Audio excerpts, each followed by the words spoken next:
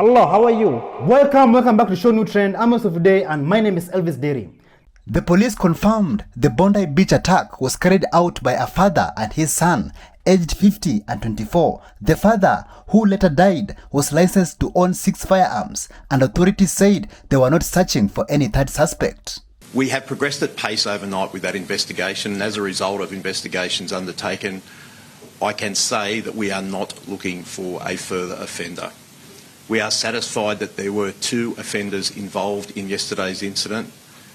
One is deceased, the second is in critical but stable condition in hospital at the moment. The offenders are a 50-year-old and 24-year-old male who are father and son. The 50-year-old is deceased, the 24-year-old is currently in hospital at the moment. As part of the investigation, we conducted 2 search warrants last night, one at Bondi Rig and a second at Campsie. The 50-year-old male is a licensed firearms holder. He has 6 firearms licensed to him. We are satisfied that we have 6 firearms from the scene yesterday, but also as a result of the search warrant at the Campsie address. Ballistics and forensic investigation will determine this morning that those 6 firearms are the 6 that were licensed to that man, but also that they were used in the offence yesterday at Bondi. Israeli Prime Minister Benjamin Netanyahu warned that anti-Semitism has become a cancer, saying it continued to spread and cause harm across society. Listen to this. On August 17th, about 4 months ago, I sent Prime Minister Albanese of Australia a letter in which I gave him warning that the Australian government's policy was promoting and encouraging anti-Semitism in Australia. I wrote, "Your call for a Palestinian state pours full fuel on the anti-Semitic fire. It rewards Hamas terrorism. It emboldens those who menace Australian Jews and encourages the Jew hatred now stalking your streets." In response to Bondi beach attack, President Isaac Herzog addressed the Jewish community of Australia with a message of solidarity. Listen to what he said. Dear sisters and brothers, Achayot ve'achim, from here, from Jerusalem, the eternal capital of the Jewish people, to all of you in Australia, especially in Sydney, on behalf of the State of Israel, I send my deepest condolences to the Jewish community of Australia after today's horrific terror attack. These vile terrorists deliberately targeted innocent Jewish families celebrating the first night of Hanukkah. They wanted to light a big light. The people of Israel stands together with all of you in this very dark and difficult moment. Even in the face of terror tragedy, let's not forget, we are the eternal people. The Jewish people are strong, resilient, and united. And our message is clear. The Hanukkah lights must go on and will be lit all over the world, especially in Bondi Beach, in Sydney, and all over Australia. During the attack, one brave hero did not take cover and pointed at the armed attacker while the terrorist reloaded and continued firing for nearly 20 minutes.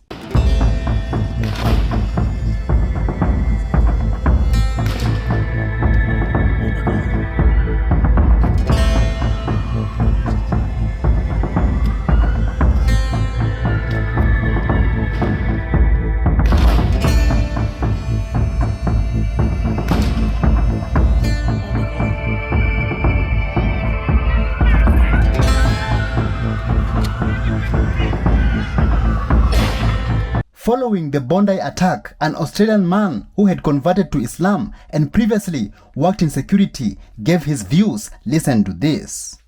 My response to the terrorist incident in my home country of Australia, as a Muslim, as a revert, and also as a former security professional and veteran who's trained a lot of people in responding to active shooter attacks, preparing for and responding to them. So first of all, Islamically speaking, it's written very clearly in the Quran, if you kill one innocent life, you may as well have killed all of humanity. So those sorts of acts are expressly forbidden by Islam. This sort of thing does not represent Islam at all.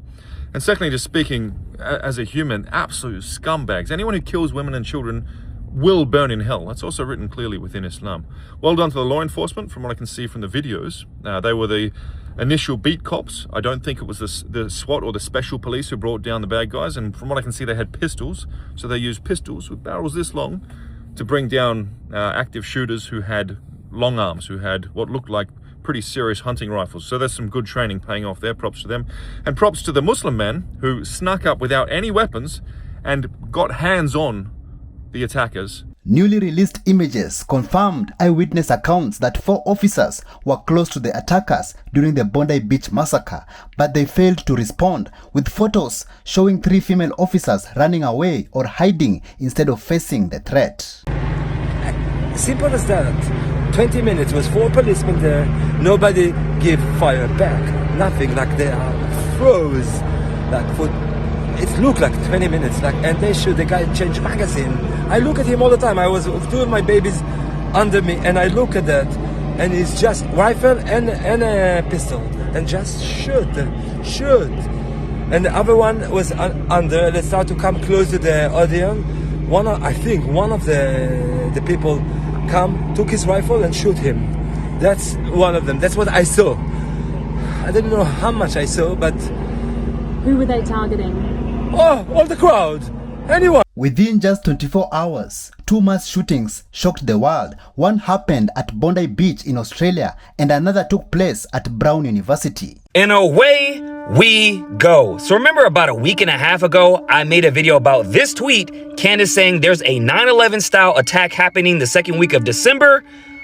Well, it happened, because not 1, but 2 mass shootings happened within 24 hours of each other, starting with this one at Brown University, where 2 are dead and 8 are in critical condition. Then we have this one that happened at Bondi Beach, Australia, where 12 are unalive, including one of the shooters, making this Australia's deadliest shooting in 3 decades. Now, make no mistake about it, just like 9/11 being a false flag psyop, these are false flag psyops. Which means the events are real, the victims are real, but who and what behind it is much more nefarious than you think, with somebody pulling the strings. I mean, can anybody tell me why not 1, but 2 survivors from the Brown University shooting were also survivors in 2 separate shootings, one in California and one in Florida? Now, I know school shootings in America are pretty frequent, which is a stat not to be proud of, but what are the chances? Then there's this, where Brett Smiley, the mayor of Rhode Island where Brown took place, his name shows up in the Google Trend searches 24 hours before the shooting in Israel. Not to mention, one of the shooters in Bondi, Naveed Akram, we know everything about him within minutes, but nothing about the Brown University shooter, as they're still trying to figure that out. And his name also shows up in Google Trends 24 hours before in Tel Aviv, China, and Cyprus. What? Even this witness at Bondi Beach said he saw the shooters, then 4 policemen approach, but didn't shoot back. His time, and 4 policemen there didn't give fire back. I don't understand why. A man shared new details as fresh updates emerged about the Australia terrorist attack. Listen to what he said. We're getting new details into the terrorist attack that took place in Sydney, Australia, along Bondi Beach at a Hanukkah celebration. But first, Israel's National Security Council has issued new warnings to Jews and Israelis around the world, urging them to remain vigilant in public and also avoid unsecured public gatherings. This warning comes as Australian authorities again updated the death toll to 16 people, with 40 hospitalized. And they also say that the attackers were a father and son. One man 50 years old, the other 24 years old. The younger man is the one that remains in police custody. The father, this terrorist who committed the attack alongside his son, was killed on the scene. As we continue to follow developments about this story, we do anticipate that Australian authorities will continue to update with their investigation. There were images that circulated in Australian media showing first responders and police officers arriving at the house of these individuals to try and determine if there were other weapons or firearms around. Authorities say that 6 firearms were registered to the older individual and that they recovered 6 firearms from the scene. They are trying to determine if the ID numbers for these firearms match. Officials warned that terror could not be stopped while its ideology was allowed to survive, and they revealed the Bondi Beach incident was a planned act of organized extremism. What happened in Australia should have shattered any remaining illusions. No more. A Jewish community gathering celebrating Hanukkah was attacked. Civilians, families, a religious holiday. And once again, the Jewish community were targeted simply for being Jews. This is not a protest. This was not a political expression. It was literally terrorism. The most dangerous lie we keep telling ourselves is that these attacks are isolated or spontaneous, random, disconnected from a wider ideology. They are not. They are part of a global pattern driven by the Muslim Brotherhood-derived extremism, an ideology that survives, spreads, and kills wherever it is excused.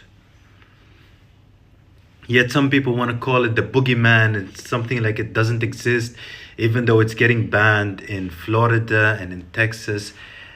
This is the same ideological ecosystem that produced Hamas, the same one that has embedded itself inside the SAF in Sudan, the same network that has been backed, exploited, and weaponized by Iran. And speaking of Sudan, it's no longer just a civil war. It is being shaped into a future terror hub, where what you saw in Australia is just the beginning. This terror hub built on weapons flows, financing routes, ideological infrastructure. We have seen this movie before.